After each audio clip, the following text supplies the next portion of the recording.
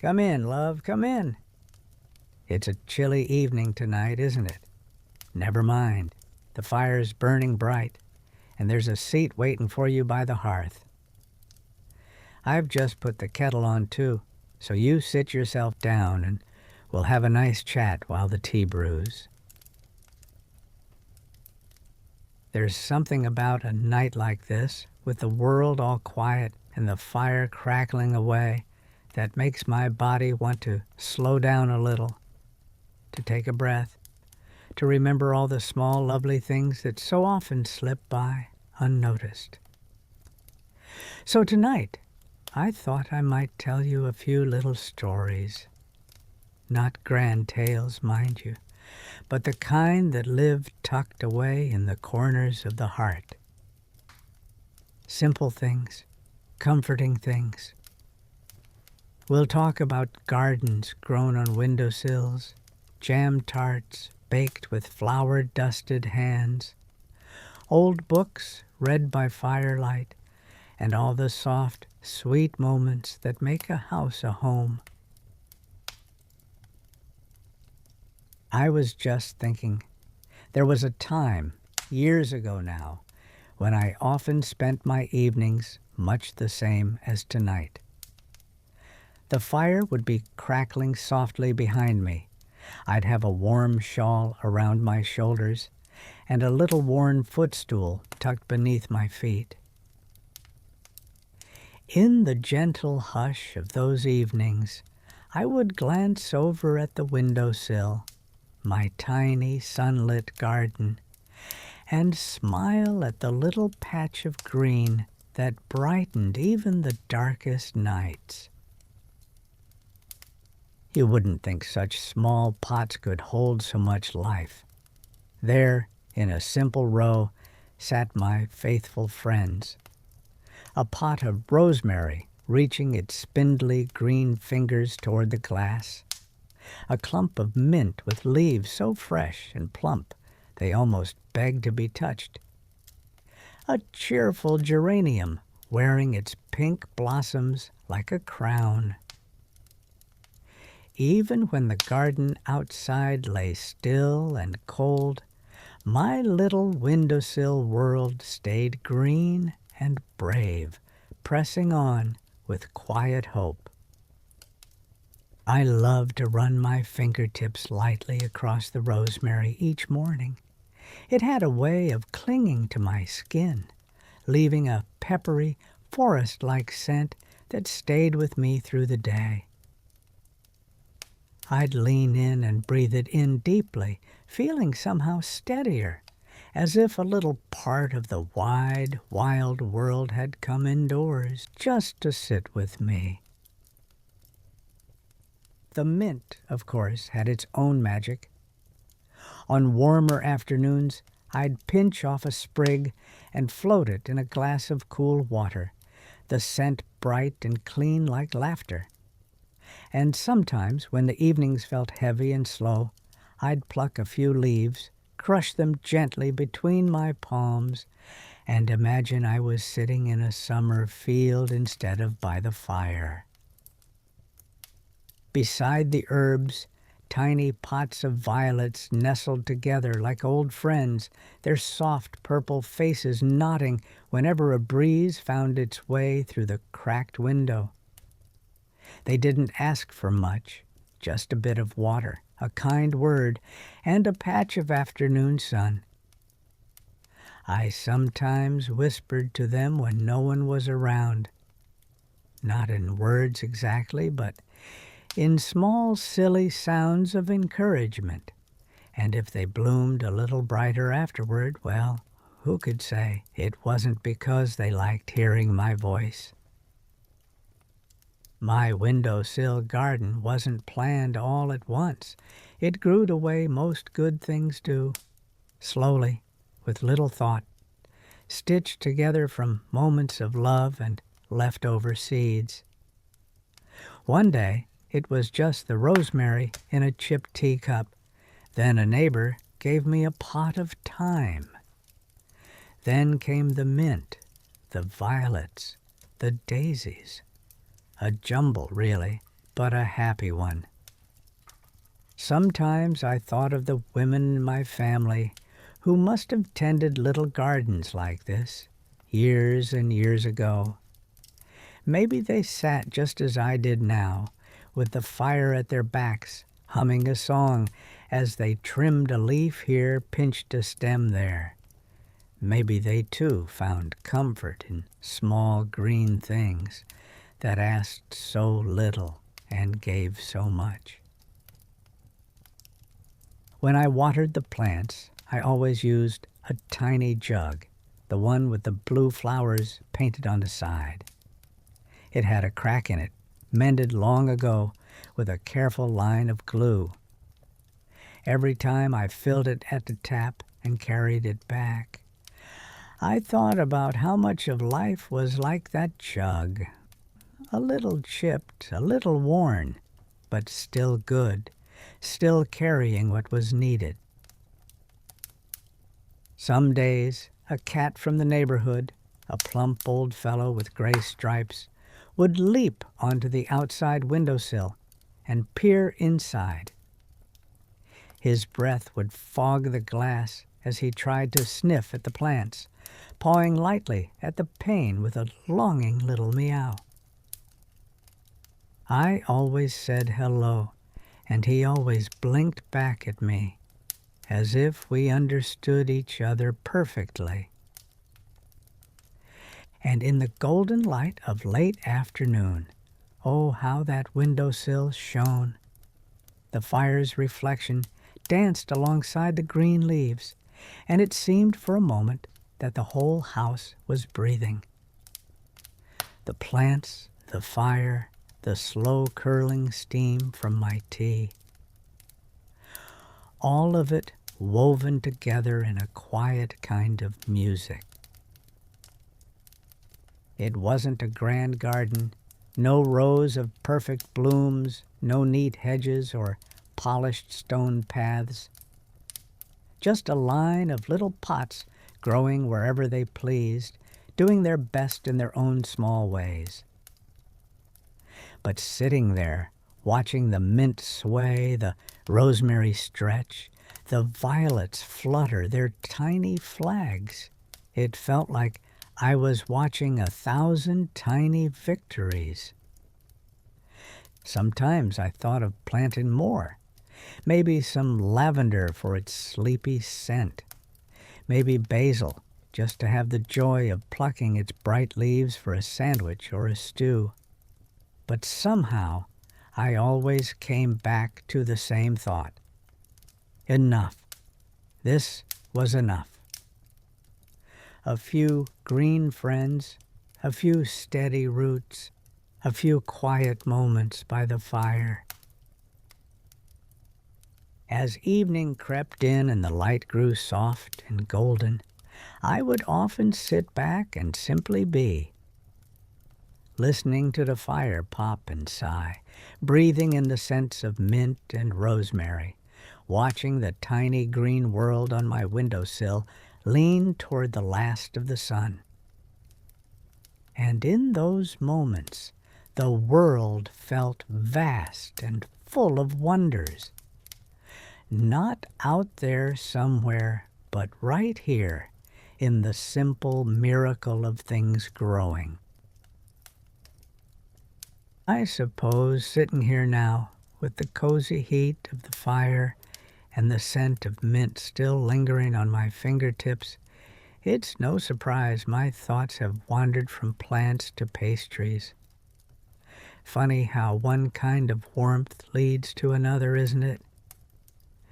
You know, I used to make jam tarts by the dozen when the mood struck, no occasion needed. It was the sort of baking you could start on a whim and finish before the afternoon shadows got too long, or the evening kettle had even whistled twice. All you needed was a bit of flour, some cold butter, a dash of sugar, and a jar or two of something sweet. My favorite was always raspberry, seedless if I had it, though I never minded the tiny crunch if it wasn't. There was something about the color, the way it caught the light when it bubbled up through the lattice tops, like little stained glass windows peeking out from golden pastry. I'd start with the pastry, of course, rubbing the butter into the flour with just my fingertips, careful not to let it melt too fast.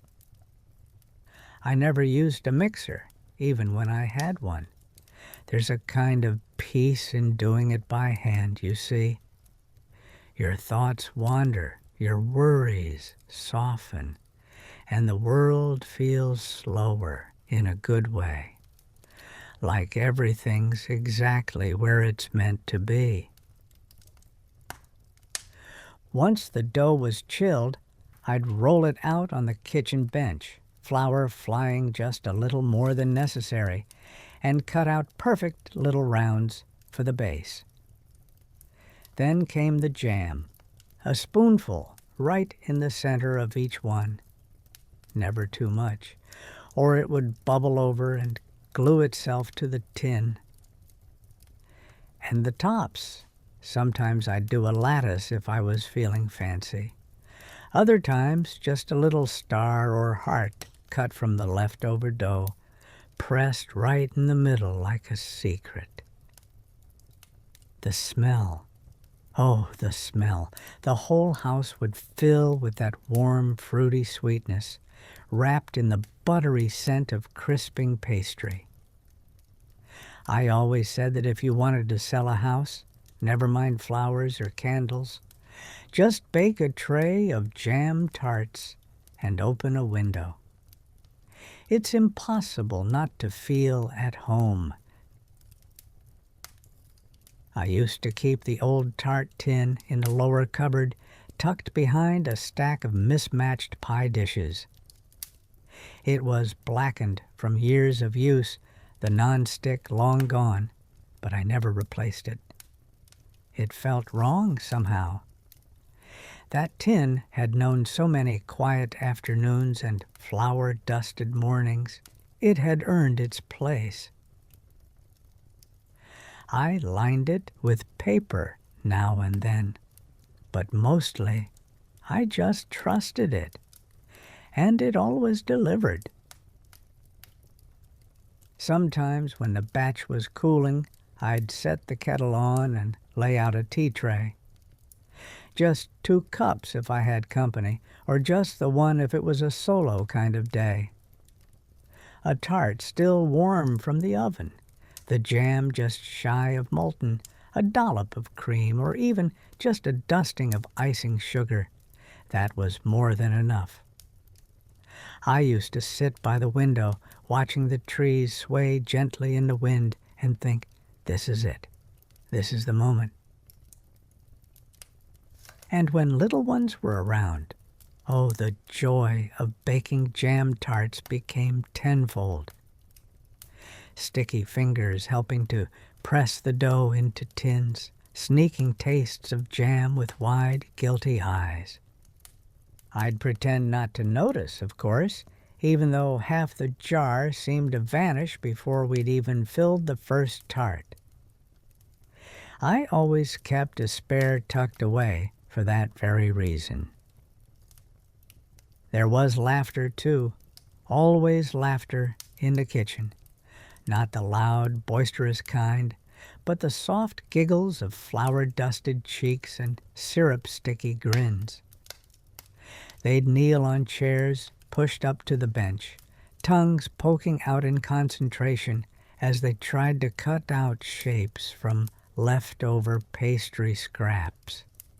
Stars, moons, cats, sometimes shapes that looked like, well, we just smiled and pretended to know. Even now, with my hands a bit stiffer than they used to be, I still bake a batch now and then. Not as often, maybe, but the feeling's the same.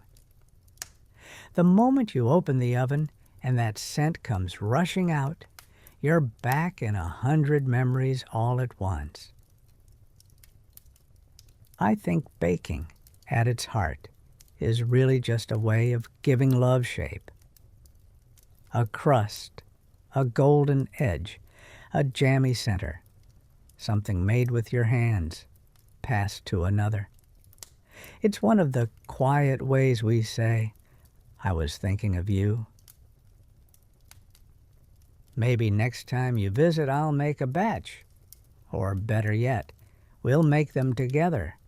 Flour in the air, jam on our noses, laughter in the kitchen once more. It's funny, now that I think about it. Once the tarts were baked and the washing up done, I never could just sit still. Even in quiet moments like these, I've always liked to have something in my hands. That's probably why my knitting basket lives right here by the hearth, tucked under the little side table with the wobbly leg. There's something special about knitting in the evening. The firelight flickering over the wool, the quiet clicking of the needles, the weight of a half-finished scarf pooling in your lap. It's slow work, gentle work. You're not trying to rush it. You're not aiming for perfection. You're simply doing, one loop at a time. I suppose I learned to knit like most people, by watching. My mother's hands were always busy, it seemed, and my grandmother's before hers. I remember sitting at their feet, watching the yarn dance between their fingers like magic. It looked so complicated back then, like they were tying little knots in midair. But once I started, I realized it's not complicated at all. It's just rhythm, repetition, a bit of patience. I still have a few of their old needles, actually, the wooden ones, slightly bowed with age, and one pair with a faint scorch mark where they once got too close to the stovetop. I can't bring myself to part with them. It feels like they carry the hum of generations, a soft, steady kind of music. When I knit, I think, that's the truth of it. I think about all sorts of things, what to make for tea, who I should write to next, little memories that rise and fall like stitches. It's like the mind settles into the same rhythm as the hands. You don't even notice it happening until suddenly you're deeper inside yourself, remembering things you hadn't thought of in years. Sometimes I knit gifts, scarves for birthdays, hats for the grandkids, a pair of mittens once that turned out far too small, but they laughed and wore them anyway. Other times I just knit for the pleasure of it. I've got baskets of unfinished things, a sweater sleeve here, a patchy old blanket there. And you know what? I like them just as they are. Not everything needs to be finished to be worthwhile. Wool is a comfort all its own, too. The feel of it between your fingers, the way it softens and grows warm as you work with it. I've always preferred the natural kinds. Undyed, a bit scratchy at first, but honest. I'll admit I've dabbled in brighter yarns too now and then. Pinks and teals and sunny yellows, especially when little ones were around. You'd be amazed how fast a child can choose a color and change their mind about it 5 minutes later. The fire always seemed to burn a little slower when I had the needles going. I'd sit with a cup of tea balanced beside me, the steam curling up and catching the scent of the wool, and just be for a while. Sometimes there'd be music playing low, or just the sound of the wind outside and the crackle of the fire. And once in a while someone would sit across from me, a friend, a niece, a neighbor, and we'd talk or not talk, and both ways felt just right. I remember teaching a few of them too, knitting lessons on rainy afternoons or chilly evenings where we'd start and stop and unravel things 10 times over, laughing the whole way through. That's the nice thing about knitting. If you make a mistake, you just pull it back and start again. No judgment, no wasted effort, just another chance to try. There's a blanket I've been working on for ages now. It's tucked in a basket near the window, folded with the needles still in it. I add a few rows here and there whenever the mood takes me. It's nothing fancy, just a patchwork of soft grays and blues and cream. But I imagine, when it's done, it'll hold all those quiet nights and quiet thoughts in every stitch. I think there's a kind of love that gets woven into handmade things. Not loud love, not the kind that shouts from rooftops, but the quiet, steady kind. The kind that wraps around your shoulders when you need it. The kind you don't even realize you've been missing until you feel it there. So yes, knitting by the fire. It might seem like a small thing, but to me, it's always been a way to feel useful, peaceful, and gently connected to the world. One loop, one row, one warm evening at a time. It's a lovely thing, isn't it, to keep your hands busy? But when they've done enough for one evening, when the yarn's tucked back in its basket and the needles are resting, well, that's when I often find myself reaching for a book. I've always kept a little stack near my chair, just over there by the lamp. Some of them are old, their spines soft and frayed with time, pages foxed at the edges and filled with penciled notes. Others are newer, gifts from kind souls who know me too well to bring flowers when they could bring a story instead. One of my favorites is an old fairy tale collection, the kind with gold edges and thick cream-colored paper. I've had it for decades, since before the children were grown, and I still remember how the cover looked when it was new. Dark blue with tiny stars scattered across it, like the sky on a still night. These days it's a little battered, but the magic's never left it.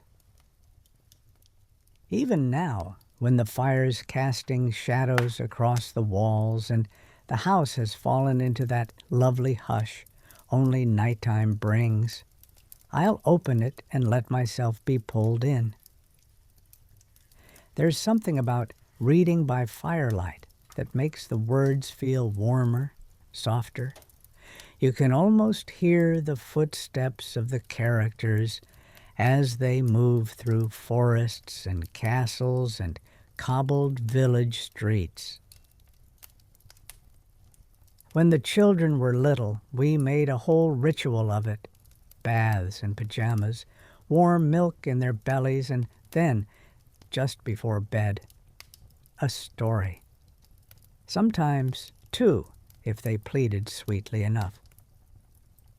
They'd climb up beside me on the big old armchair, one tucked under each arm like sleepy bookends. I'd hold the book open on my lap and read slowly, letting the rhythm of the words rock them toward sleep. They always had their favorites. One liked the tale about the clever fox who outwitted the farmer, and the other loved the one about the girl who could talk to birds. And every time, even if we'd read it 100 times before, they'd ask me to do the voices. I'd grumble, pretend I couldn't remember how the old wizard sounded, and then, of course, give in and do it anyway. High voices, low voices, silly ones with wobbly accents. I wasn't any good at them, really, but the laughter made it worth it. And then there were nights when I read just for myself. Those are different, quieter. I'd read poetry sometimes, or a chapter from a well-worn novel, stories I knew by heart. And sometimes I wouldn't read aloud at all, just trace the words with my eyes and let the silence stretch out like a soft quilt over the room. There's comfort in old stories. They know their way around a weary mind. They don't demand anything. They just unfold gently, offering their company like an old friend sitting down beside you. Not to give advice, but simply to be there.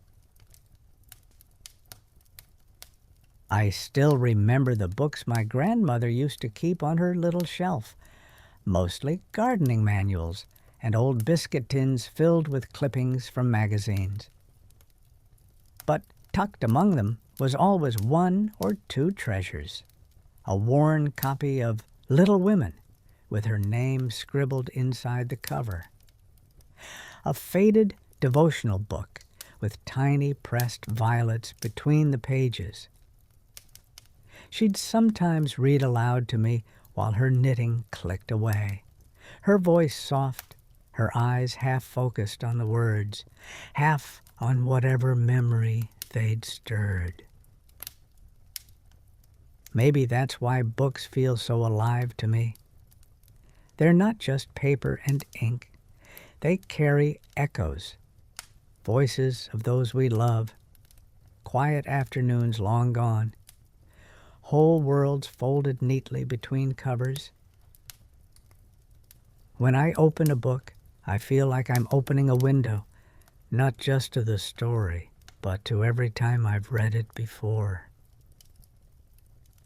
There's one book I always return to this time of year, a little anthology of winter stories.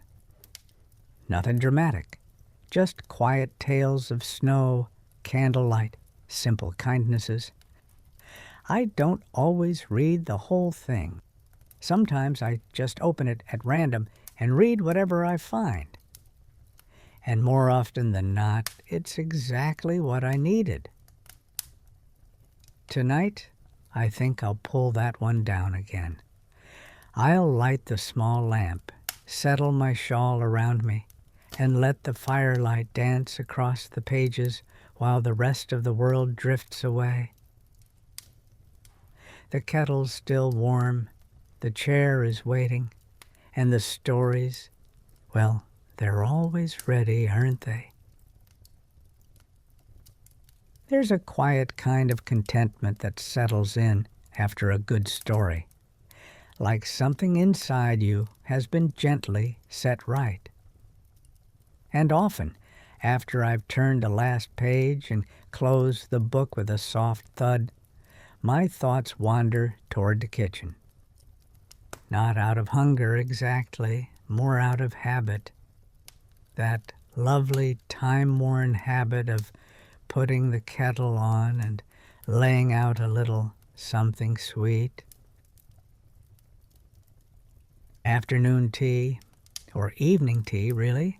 By the time it's dark outside and the fires had time to burn low, has always felt like a pause button for the soul, a gentle interlude between the busyness of the day and the softness of night.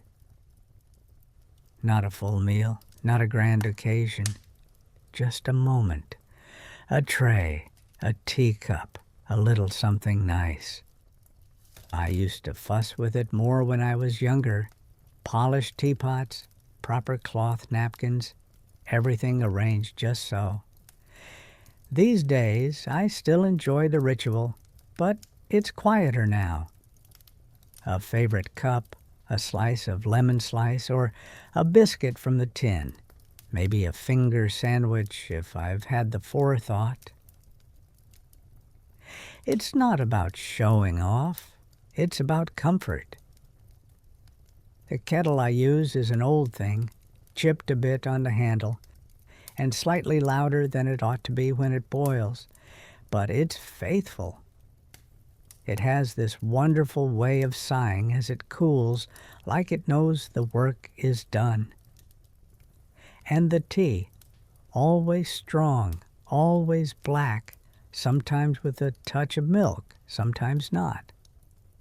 I've kept all sorts of teas over the years. English breakfast, Earl Grey, rooibos, even one with dried apple and cinnamon that smells like Christmas in a cup. When the table's set, I often find myself reaching for one of the old recipe books. Not necessarily to cook, mind you, just to look, to run my fingers over the handwritten notes in the margins, the pages speckled with years of use. There's something beautiful about a recipe card with a butter smudge on the corner and a faded note that says, "Add a pinch more sugar, love Mum." I've got a whole box of them, cards and clippings, newspaper columns snipped and saved, and recipes scribbled on the backs of envelopes. One of my favorites is a lemon slice recipe from a neighbor named Dot, who insisted margarine made it better than butter. I never agreed, but I wrote it down just the same. Dot would bring it over whenever she thought I looked tired. "Just a square or two will fix you right up," she'd say. And more often than not, it did. Then there were the cucumber sandwiches I used to make for garden days. Thin slices, lightly salted, with a whisper of butter and the softest white bread. They were never flashy, but they disappeared fast. I'd lay them out on a little china plate with scalloped edges and watch them vanish 2 by 2 like magic. And scones, of course. I had a spell where I made scones every Sunday afternoon without fail. Plain, golden, split open and filled with raspberry jam and a good dollop of cream. The trick, I always said, was cold hands and a hot oven. But really, I think maybe the trick was patience and not overworking the dough. I'd serve them on a wooden board with a bit of jam in a tiny bowl and a spoon with a twist in the handle. I always loved that spoon. Sometimes I still make a few of those things, just for myself. I'll stir the lemon icing or slice the bread just so, and remember all the cups of tea that came before. With family, with friends, with little ones and big ones, and quiet afternoons alone. The food was always simple, but the moments, well, they were the kind that stay with you forever. I think tea and baking have always been a way of saying, "Come in, sit down, you're welcome here." You don't need much. A warm drink, a kind word, something made by hand. That's all it takes to turn a room into a refuge. Tonight I think I'll have a bit of that lemon slice. I've got a few pieces tucked away in a tin lined with wax paper, just waiting for a moment like this. Why don't we have some together? I'll pour the tea, carry the tray back to the fire, and we can sit a while longer, just you and me, letting the rest of the evening drift by like steam from the cup. Slow, quiet, and filled with all the small things that matter most.